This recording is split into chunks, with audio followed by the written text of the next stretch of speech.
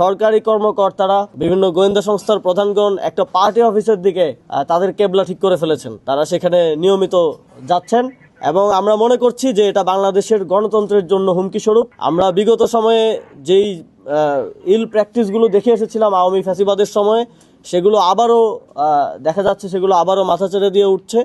আমরা বাংলাদেশে সবসময়ই দেখেছি প্রশাসনের ঝোঁক থাকে ক্ষমতাসীনদের প্রতি, কিন্তু ক্ষমতাসীন হওয়ার আগেই, মানুষের জনরায় প্রকাশিত হওয়ার আগেই এই ধরনের ধৃষ্টতা আমরা কোনোভাবেই মেনে নেব না। এবং আমরা সরকারকে এবং নির্বাচন কমিশনকে আহ্বান জানাবো যে যারা সেখানে গিয়েছেন তারা স্পষ্টভাবেই তাদের সরকারি চাকরির যে বিধিমালা সেটা লঙ্ঘন করেছেন এবং একই সাথে বাংলাদেশের মানুষের আগামী নির্বাচনে জনরায় দেওয়ার এবং ভোটাধিকার প্রয়োগ করার যে একটা উৎসাহ ছিল, সেই উৎসাহেও ভাটা পড়েছে এই ধরনের কার্যক্রমের মধ্য দিয়ে। আমরা সরকারকে আহ্বান জানাবো যে যারা সেখানে গিয়েছেন তাদের বিরুদ্ধে দ্রুত শাস্তিমূলক ব্যবস্থা গ্রহণ করা এবং এটা জনগণের কাছে নিশ্চিত করা যে জনগণের ভোটাধিকার দেওয়ার জন্য এখনও সুযোগ বাকি আছে, এখনও আপনাদের মধ্যেই কোনো সেটেলমেন্ট হয়ে যায় নাই। এই কনফিডেন্সটা আপনাদেরকেই আনতে হবে। এখনও যখন রাস্তায় বের হই, মানুষ জিজ্ঞেস করে যে ভাই নির্বাচন কি হবে কিনা।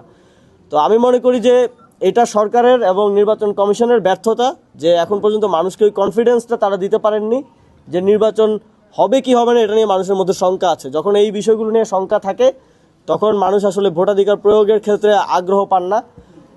এবং আরেকটি বিষয় আমরা নির্বাচন কমিশনের দৃষ্টি আকর্ষণ করেছি, সেটা হচ্ছে আমরা দেখি যে অনেক এলাকাতেই এখনও সন্ত্রাসীরা, সশস্ত্র সন্ত্রাসীরা এবং চিহ্নিত সন্ত্রাসীরা খোলা আসমানের নিচে ঘুরে বেড়াচ্ছে। তাদেরকে জেলখানার বাইরে রেখে কোনোভাবে একটা সুষ্ঠু নির্বাচন আয়োজন করা সম্ভব না। এটা আমরা আমাদের তফসিল ঘোষণার পরের দিনই দেখেছি। আমাদের সহযোদ্ধা শরীফ ওসমান বিন হাদি তিনি গুলিবিদ্ধ হয়েছেন এবং পরবর্তীতে তিনি শহীদ হয়েছেন।